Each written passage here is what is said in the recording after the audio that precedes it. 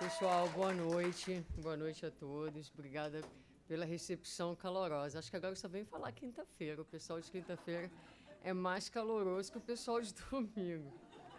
Porque domingo eles só batem palma no final, vocês batem palma no início também, né? Muito bem.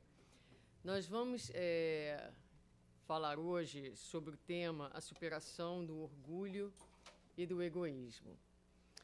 E vamos começar, então, trazendo uma frase, eu não sei, de um autor desconhecido, e uma questão do Livro dos Espíritos. A frase diz que o orgulho é a maior distância entre duas pessoas. O orgulho é a maior distância entre duas pessoas. E a questão do Livro dos Espíritos é a questão 793, onde os espíritos nos dizem o seguinte, que uma civilização completa, ela é reconhecida pelo seu desenvolvimento moral. Uma civilização completa é reconhecida pelo seu desenvolvimento moral, não pelo seu desenvolvimento intelectual, mas pela moralidade. E os espíritos ainda dizem assim, não tereis direito de vos chamar civilizados enquanto não banirdes da vossa sociedade os vícios que a desonram e enquanto não viverdes como irmãos, praticando a caridade cristã. Até então, sereis considerados povos esclarecidos, que percorreram as primeiras fases da civilização. Então, nós, hoje, na Terra, somos povos esclarecidos que percorreram a primeira fase da civilização.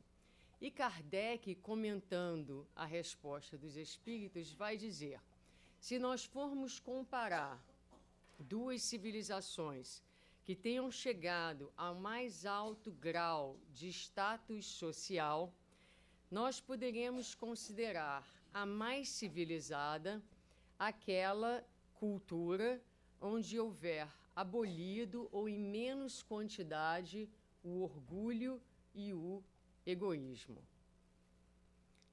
Então, para nossa surpresa, que gostamos de pensar que somos bastante avançados, não é?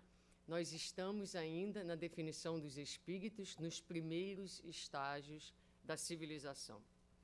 E em Gênese, no capítulo intitulado Sinais dos Tempos, os espíritos nos dizem que, de fato, a humanidade tem realizado progressos incontestáveis. E a inteligência, o desenvolvimento da inteligência nos garante hoje o bem-estar material. Tanto é que, através da inteligência, nós, por exemplo, conseguimos descobrir e usar a eletricidade a nosso favor. Nós temos a luz, nós não precisamos de vela, a não ser quando passa o furacão, não é? Nós temos o conforto do ar-condicionado, ou seja, a inteligência, o desenvolvimento da inteligência proporciona a esta humanidade o bem-estar material. Um pouquinho mais adiante, no mesmo capítulo da Gênese, os espíritos vão dizer, resta-lhes ainda um imenso progresso a realizar, o de fazer que reinem entre si a caridade, a fraternidade e a solidariedade, que lhes assegurarão o bem-estar moral. Então, conquistamos o bem-estar material, mas é preciso que estabeleçamos entre nós a fraternidade e a solidariedade para que possamos, então, desfrutar do bem-estar moral. E no livro Obras Póstumas, que é, na verdade, o livro que dá título à nossa palestra, A Superação do Orgulho e do Egoísmo, é um capítulo do livro Obras Póstumas, os espíritos vão nos mostrar que essas duas situações da fraternidade e da caridade e a situação do orgulho e do egoísmo, elas não podem coexistir. elas são inversamente proporcionais. Por quê? Porque o egoísmo vai dizer, quero o melhor para mim.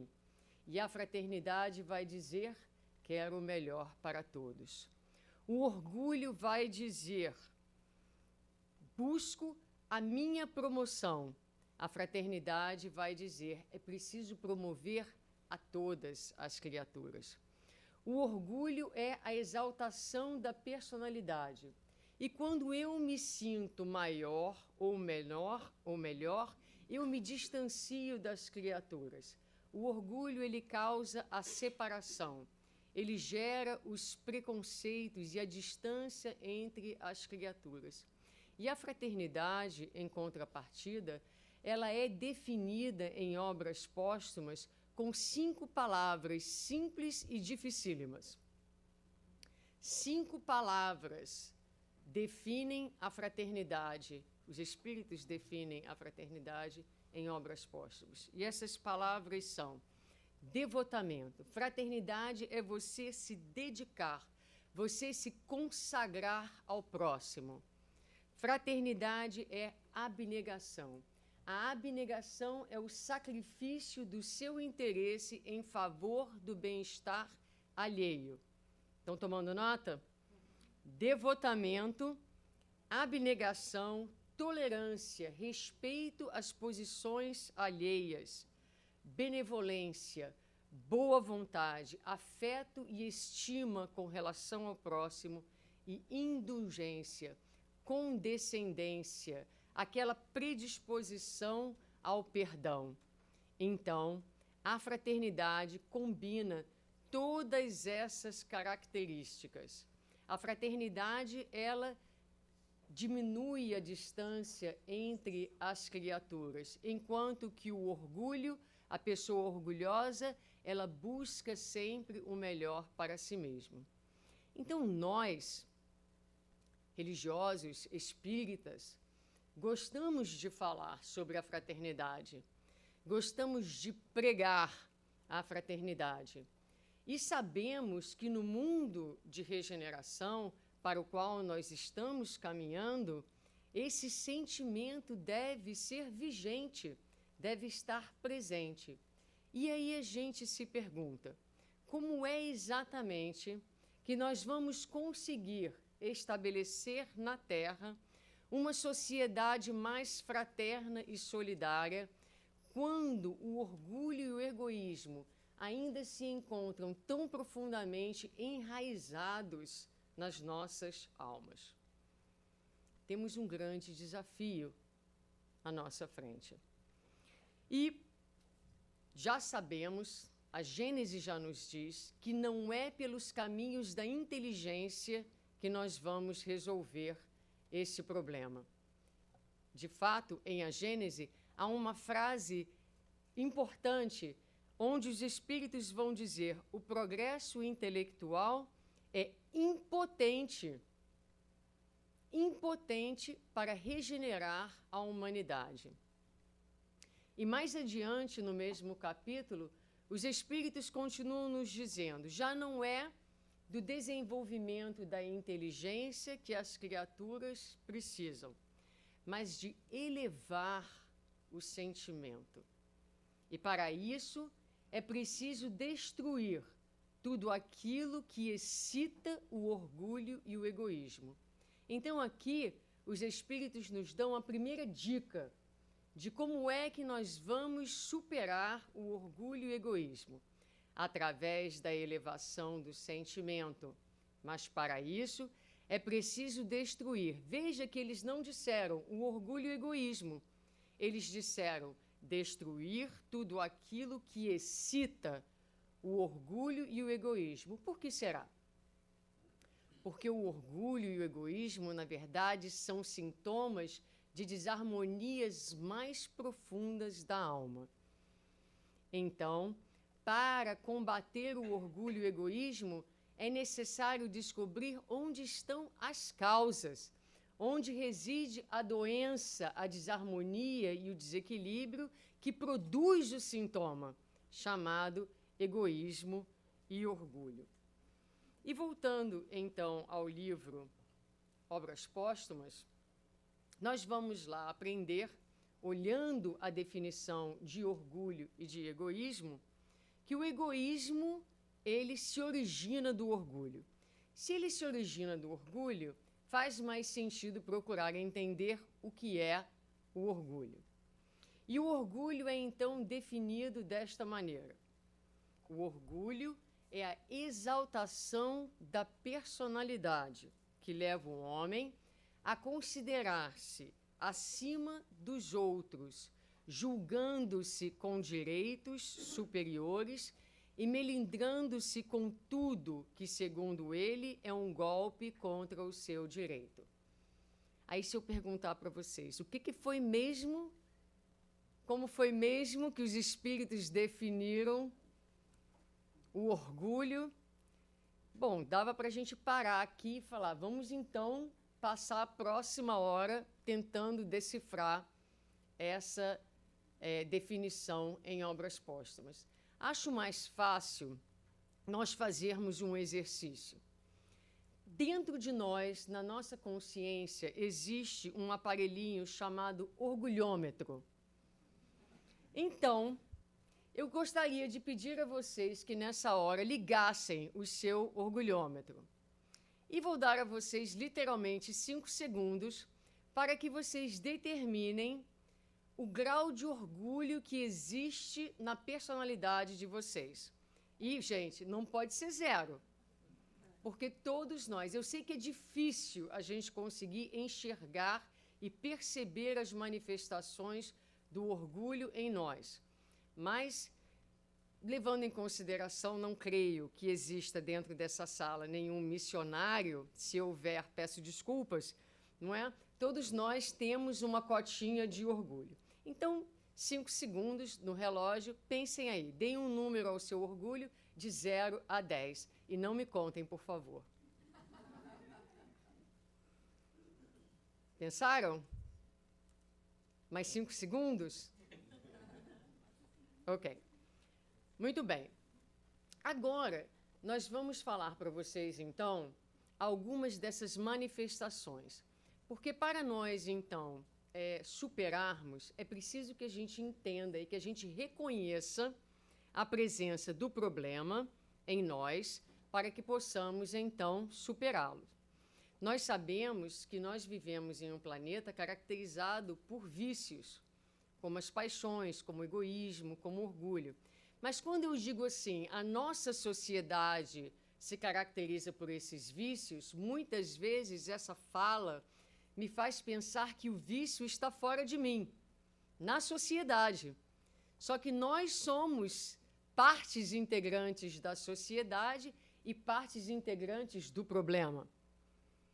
Então vamos lá. Eu vou falar algumas características onde o orgulho se manifesta e cada um, por favor, pense em si mesmo. Algumas delas eu vou comentar um pouquinho, mas não daria tempo para me aprofundar em todas elas. Então, pensa se isso se aplica a você ou não. Não vale pensar em mais ninguém. O orgulhoso é aquele que tem reduzida capacidade de considerar a vida sob qualquer outra perspectiva senão a sua. Então, é aquela pessoa que, em um conflito, em uma discussão, em um argumento, ela não tem capacidade de escutar, de considerar que o que o outro tem a dizer possa ser verdade, além daquilo que ela tem dentro da cabeça dela. E eu, como uma pessoa partícipe de centros, e quem participa de centro faz PhD em resolução de problema e de gerenciamento de humanidade, então, lidando com alguns problemas, cheguei em casa, dividi com a minha companheira, e ela me disse assim: quando as pessoas falam com você, você tem curiosidade de saber de onde elas vêm, qual é o raciocínio, qual é o sentimento por trás daquilo que elas estão falando? Eu parei, pensei e falei bastante honestamente, nenhuma, curiosidade nenhuma. Então, ela diz, essa falta de curiosidade detona que você já entra na conversa fechado. Você está escutando, mas não está realmente aberto para a possibilidade do que a pessoa tem a dizer possa ser uma alternativa para o seu próprio pensamento. É uma posição orgulhosa, porque é a posição de quem se acha sempre detentor da verdade. A capacidade de culpar os outros sem reconhecer a própria responsabilidade dentro dos conflitos. Então, se nós temos um conflito, nós somos parte do problema, sempre, sempre. Porque em todo conflito há uma divisão de responsabilidades. Se dentro do conflito nós somos aquelas pessoas que estão sempre acusando o outro, sem qualquer capacidade de enxergar e perceber a nossa cota de participação, nós estamos numa posição fechada e de orgulho. O orgulhoso é aquele que está sempre se defendendo. É aquele que tem fome de atenção e de respeito, se sempre desrespeitado pelas criaturas. É aquela pessoa que sente raiva com bastante constância, porque a raiva é sempre o ego que não pode ser questionado ou oposto. Veja que espírita não sente raiva, ele se irrita levemente. Então, refletindo sobre todas essas coisas, eu me lembrei de ocasiões em que eu tenho uma ideia, brilhante, óbvio, e depois de ruminar nessa ideia por algum tempo, eu vou ao centro espírita e, chegando lá, digo para o meu grupo de diretores, que são 9, é gente pra caramba, e digo a eles, tive uma ideia maravilhosa. A ideia é essa. E aí as pessoas escutam e encontram defeito na sua ideia, ou não acham que a ideia é muito boa. Imediatamente dentro de você, você sente um determinado enrijecimento do sistema nervoso e das veias, não é? A pressão sobe um pouquinho e você diz, nossa, que irritação. Isso, gente, é orgulho. Isso é orgulho, é manifestação do orgulho. Porque é aquela pretensão de superioridade, de que as nossas ideias, de que o nosso pensamento é o melhor de todos e deve ser aceito por todas as pessoas. O perfeccionismo, a incapacidade de trabalhar junto com as outras pessoas. Há algumas pessoas que elas passam por 6 centros espíritas e abrem o 7º, onde elas são o dirigente, porque não conseguem trabalhar com as outras pessoas, a não ser que sejam o líder, a não ser que sejam aquele que dita as regras, digamos assim. Mas há outras manifestações interessantes do orgulho, como, por exemplo, há alguém aqui dentro que fica consumido pelo que os outros pensam de você, ou aquela pessoa que fica derrotada quando escuta uma crítica alheia. Eu me lembro uma ocasião em que, dirigente da reunião pública de domingo, lá no nosso centro, nós fazemos um pouquinho diferente, nós permitimos que as pessoas conversem, deem um palpite ou façam uma pergunta no final da palestra. E um dia, um companheiro, muito amigo, trabalhador seríssimo da casa, extremamente gentil, chegou do meu lado e falou assim para mim, Suzana, eu acho que você devia falar um pouco menos no final, para dar chance às pessoas de falarem. Aí eu tive aquela reação física de enrijecimento interno e fui para casa bolada da vida. Por quê? Porque eu pensei, meu Deus, eu pensei que eu estava abafando com os meus comentários, que as pessoas estavam adorando as coisas que eu tinha para dizer, e vem essa criatura me dizer que eu preciso falar menos. Então, meus queridos, essas situações que são engraçadas, mas que são situações que são as chances que nós temos de reconhecer a manifestação do orgulho nas nossas vidas. Tem mais uma história. A impaciência e a irritabilidade são sinais do orgulho. Eu tenho, por exemplo, um sogro. Ele tem 82 anos. Eu estou há 20 anos com a minha companheira. Ele sempre foi muito devagar. Agora, com 80 anos, a impressão que eu tenho é que ele vai andar para trás. E eu estou sempre acelerada, não é, Mauro? Sempre a mais de 100 milhas por hora. Ele vem para ficar na minha casa e a minha companheira sai às 7 da manhã, retorna às 8 da noite, ou seja, ele sobra para mim. Para mim e para as crianças. E eu estou tentando levar o meu dia, levar as crianças para o soccer, levar para a escola, andando, criança, vamos, arrastando criança, e aí eu olho para trás, está ele, meio quarteirão atrás da gente. E eu muito irritada, muito irritada.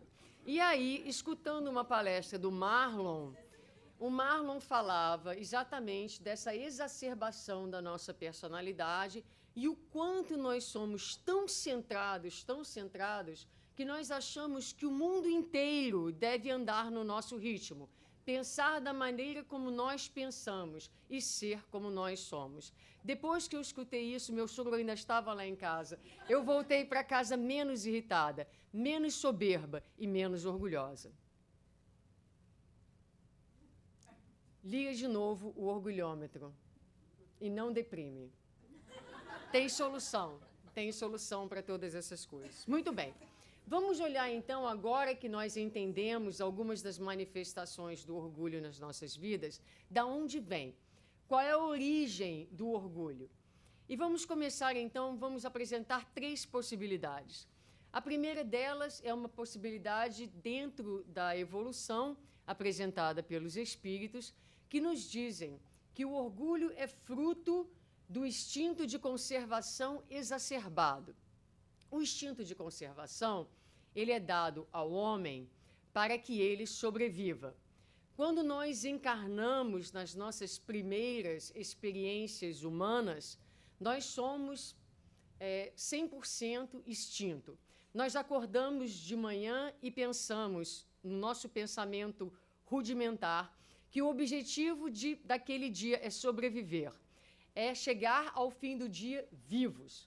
Assim vivem os homens primitivos. Hoje em dia eu espero que ninguém mais viva desta forma, a não ser que você esteja muito doente, a gente não acorda pensando se vai chegar ao fim do dia. Nós não mais lutamos pela sobrevivência do corpo físico.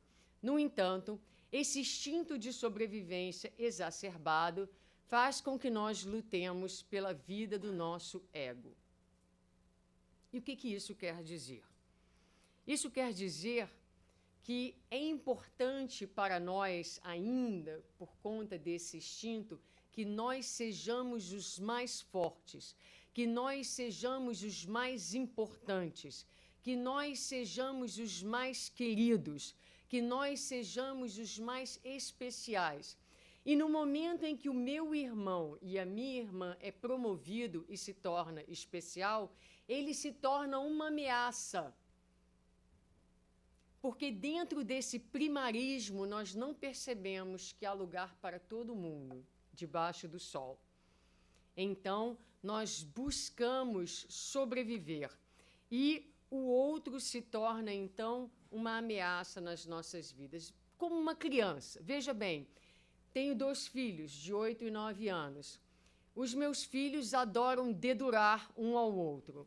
Então, vem um para mim e diz, minha filha, diz, mãe, mamãe, como eles falam com sotaque, mamãe, Jake não escovou os dentes. Vem Jake e fala, mamãe, Tati está jogando no iPad. E eu digo para eles, eu só quero que você venha me falar de seu irmão ou de sua irmã, se vocês estiverem em perigo. Se seu irmão está pendurado na árvore e vai cair, venha falar comigo. Se sua irmã caiu de patins e está chorando, venha falar comigo. Caso contrário, não venha. Porque o que a criança está querendo fazer é colocar o outro em encrenca e ela ser a boazinha. Mas nós fazemos a mesma coisa uns com os outros. E nós temos essa necessidade de sermos especiais, de sermos queridos. Aqui no KSSF, ninguém disputa para ver quem é o mais querido no coração da Marisa? Veja, eu tenho uma grande amiga e nós temos uma relação de amizade profunda e de parceria muito grande. Ela é um pouco mais ciumenta do que eu. E volta e meia ela expressa o seu ciúme. Vocês, suas amigas... Pá. Um dia, não tem muito tempo, eu a vi no Facebook, estava viajando, muitas fotos com uma outra amiga dela, que é até uma pessoa que eu conheço, bastante querida de fato, e eu peguei o meu telefone e mandei um WhatsApp e disse: agora quem está ficando com ciúme sou eu. Passaram-se alguns minutos, veio a resposta: finalmente. E eu parei e ri daquela situação, que na verdade foi uma brincadeira, mas que no fundo não é uma brincadeira. Porque até entre os nossos amigos, nós queremos ter esse lugar de amigo especial. Como se não houvesse no coração humano capacidade de amor suficiente para muitos viverem em condições especiais. Assim como todos nós somos especiais, queridos, amados e únicos no coração de Deus, nosso Pai. Mas é então o instinto de conservação, essa necessidade de sobrevivência e de superação do ego que se torna, então, por quê? Se eu preciso ser especial, é preciso que alguém não seja especial. Então, se torna um obstáculo para que a fraternidade legítima seja instalada na Terra. E a solução está onde? A solução está na reflexão. É pegar essas situações pequenas do cotidiano e fazer o que Jesus disse: vigiar. Não o Mauro. Vigiar o meu comportamento, vigiar os meus sentimentos, não para me colocar numa cruz e dizer, tá vendo como eu sou péssima, mas para fazer destas observações, destes comportamentos, meus aliados para a minha transformação e para a minha iluminação. Vamos ver a segunda razão. A segunda razão se encontra no livro Obras Póstumas. E lá, os Espíritos nos dizem que o orgulho e o egoísmo são decorrentes da falsa ideia que o homem faz da sua natureza, de seu passado e de seu futuro. O orgulho e o egoísmo são decorrentes da falsa ideia que o homem faz de sua natureza, de seu passado e de seu futuro. Ou seja, quando nós caímos de paraquedas dentro da carne, nós, por misericórdia divina, esquecemos do nosso passado. Apesar de cognitivamente nós sabermos que somos espíritos imortais, nós somos imortalistas materialistas. E eu vou provar a vocês.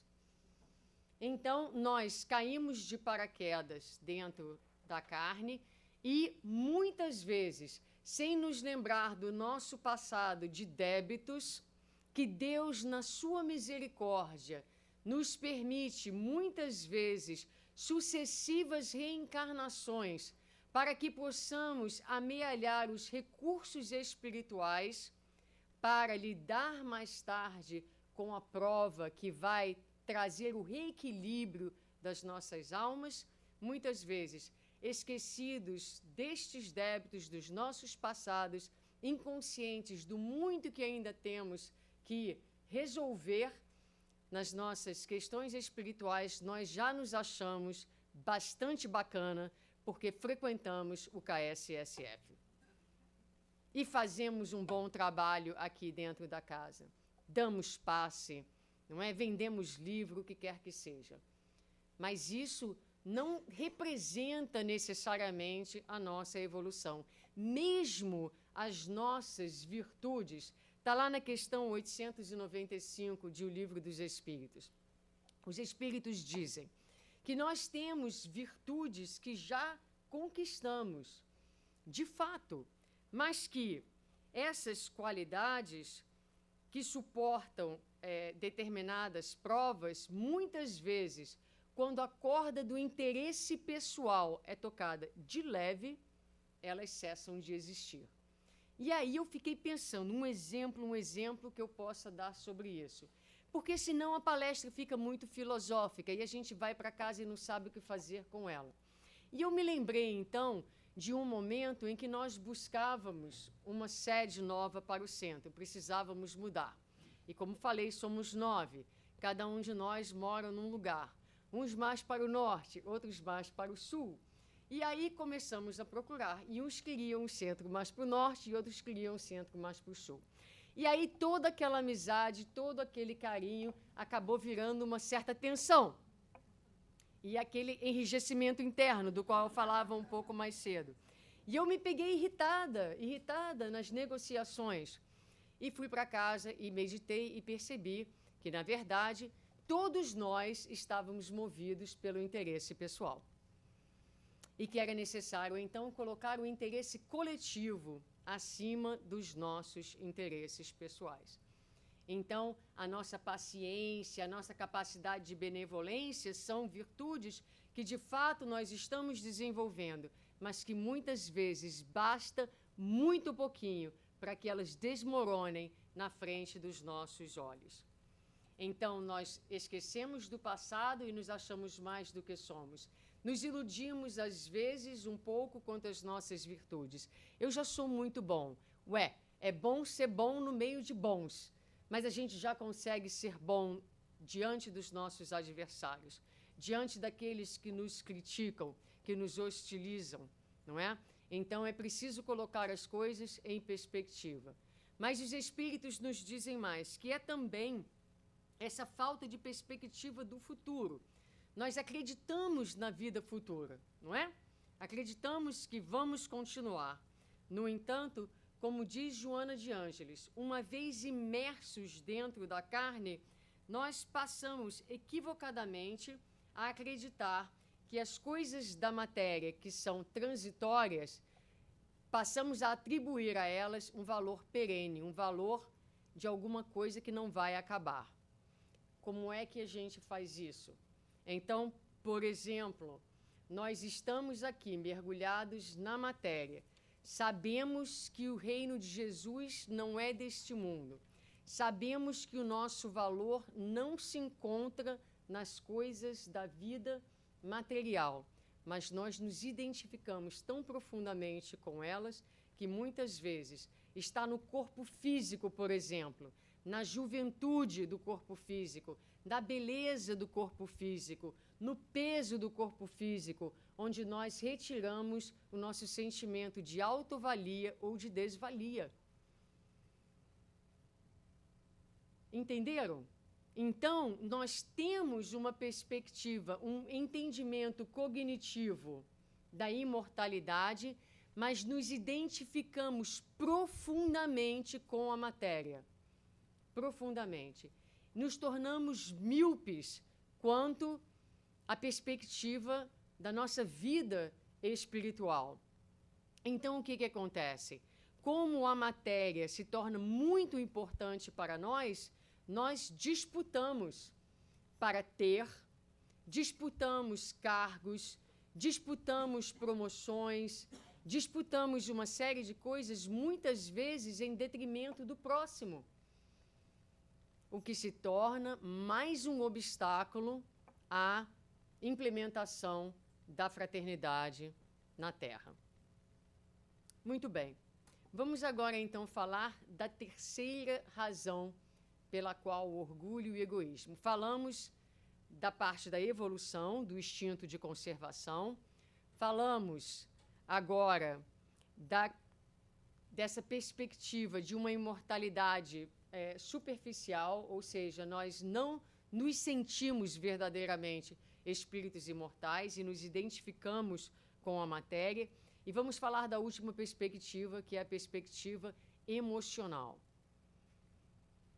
Muito bem, a base da perspectiva emocional é a nossa separação de Deus, a distância do homem para Deus. A assistente social americana, Brené Brown, ela tem um estudo profundo na área da conexão. E ela diz que o homem é programado para se conectar e a conexão é o propósito das nossas existências, o que está de acordo com a lei de sociedade que nós encontramos em O Livro dos Espíritos. O campo, a área onde a conexão se realiza, se chama vulnerabilidade. A vulnerabilidade é aquele espaço onde eu me mostro como eu sou. Nesse momento, eu estou dando aqui uma palestra para vocês e eu permiti expor alguns aspectos da minha humanidade para vocês. Quando nós estamos numa relação de casal, por exemplo, e muitas vezes o casal se separa muitos anos depois e diz assim, mas eu estou casado com uma pessoa que eu não conheço, é porque muitas vezes o casal não se permitiu essa vivência da vulnerabilidade. Foi uma relação de muitas máscaras, onde não se permitiu conhecer verdadeiramente o outro. Então, a conexão profunda, ela se estabelece através da experiência da vulnerabilidade, onde a criatura se permite mostrar-se como é. Mas mostrar-se como é difícil, é complicado e às vezes é extremamente doloroso. Então, aquelas pessoas que se permitem mostrar vulneráveis são pessoas, segundo a pesquisa que ela fez, que acreditam serem dignas de conexão, de pertencimento e de amor. Quando a criatura acredita que ela é digna de conexão e de amor, ela consegue transitar pela vulnerabilidade sem se sentir diminuída, sem se sentir desvalorizada. Mas a maioria de nós, quando entra no campo da vulnerabilidade, ele se torna um campo muito doloroso, porque nessa distância com Deus nós vivemos um paradigma, que é o paradigma da escassez. É como se nos faltasse. Então a gente diz assim, no paradigma da escassez, eu não sou inteligente o suficiente. Eu não sou bonito o suficiente. Eu não sou criativo ou interessante ou magro o suficiente para ser amado, para ser querido, para ser digno de conexão.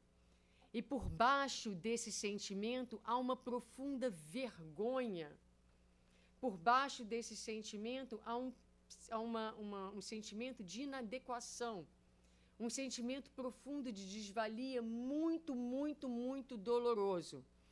Então ela diz que as pessoas não conseguem ficar no lugar da vulnerabilidade e se anestesiam.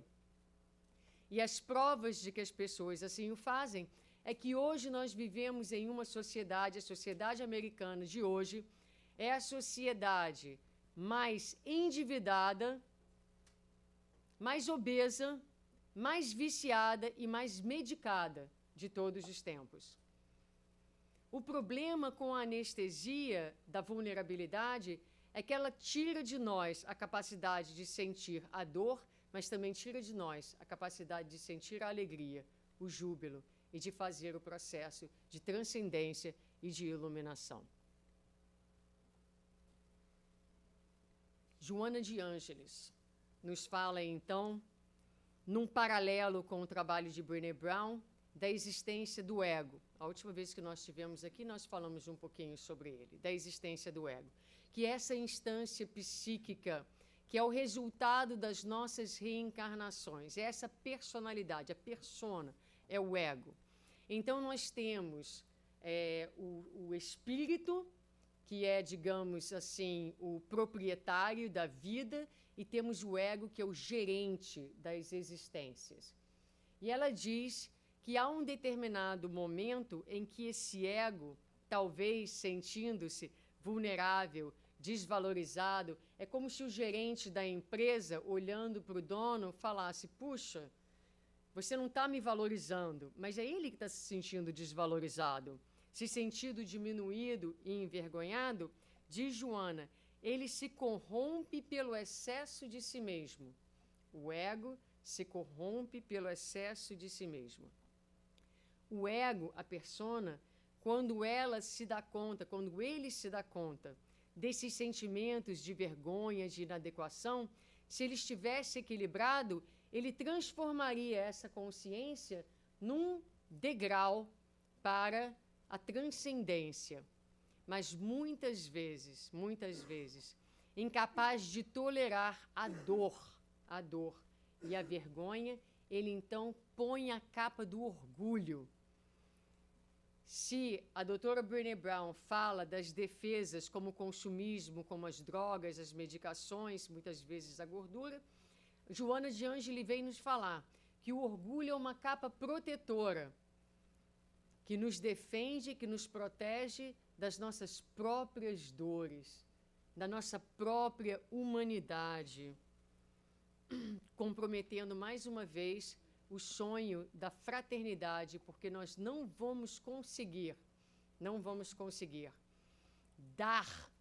doar para o nosso irmão se nos encontramos numa posição de escassez. Quem vive na escassez não tem para dar, só quer obter para si mesmo, e se tornando um obstáculo para o estabelecimento da fraternidade. Então, muito bem, já temos uma ideia melhor. Falamos do instinto de conservação, e a solução aí é buscar a análise dos nossos comportamentos. Falamos da falta da visão da imortalidade, da falsa noção de onde nós estamos na nossa evolução, e aí vale o exercício da imortalidade, que é o entendimento cognitivo, mas procurar na vivência do dia a dia, pensarmos e agirmos sob a perspectiva da imortalidade, e a cura das nossas almas, percebendo que o orgulho, na verdade, é uma proteção do espírito que não quer lidar com a dor de ser quem é. Mas há uma terceira coisa que nós podemos fazer para superar o orgulho e o egoísmo, que é investir, então, na moralidade. O exercício da evangelização das nossas almas.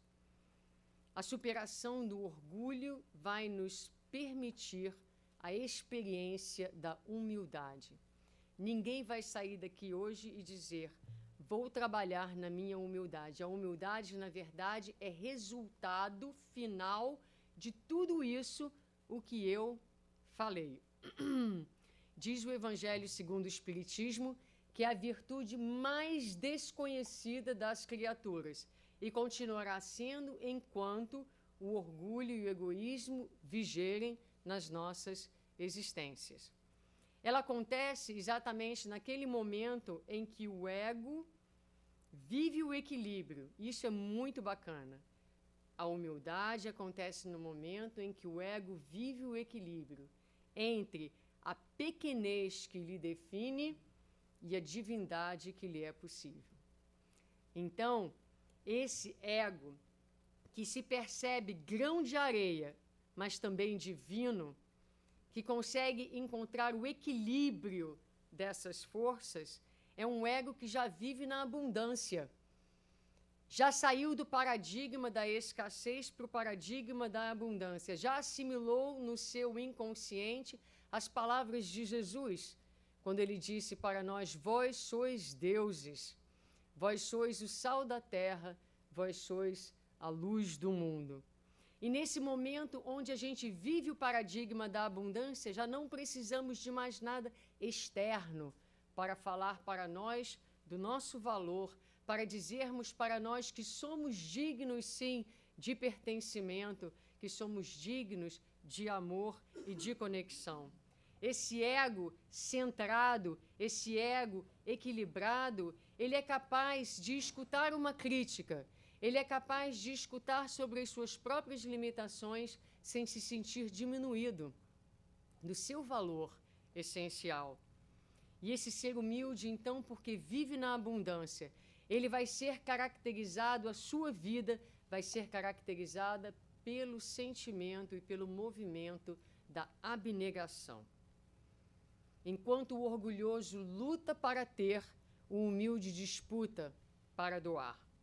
Em Obras Póstumas, nós aprendemos que a fraternidade pressupõe a abnegação. E ela é definida pelo Espírito Emmanuel no livro Pensamento e Vida como sacrifício pela felicidade alheia que sublima o espírito. O Mestre nos convidou ao exercício da abnegação quando ele disse para nós: se alguém deseja seguir-me, negue-se a si mesmo, tome a sua cruz e venha após mim. E a abnegação é interessante, concluindo e fechando a nossa reflexão da noite de hoje. Porque veja bem que o Espírito Emmanuel vai defini-la como sacrifício pessoal. Mas é exatamente, meus amigos, nesse momento em que damos daquilo que achamos não ter, que nós vamos aprender e entender mais profundamente que é dando que se recebe e que há mais alegria em dar do que em receber, porque é naquele momento em que nós damos da paciência que já perdemos, que nós damos da compaixão que achamos que não temos, que nós encontramos portas adentro de nós mesmos, um atalho para Deus. Porque encontramos portas adentro de nós mesmos, um celeiro de possibilidades.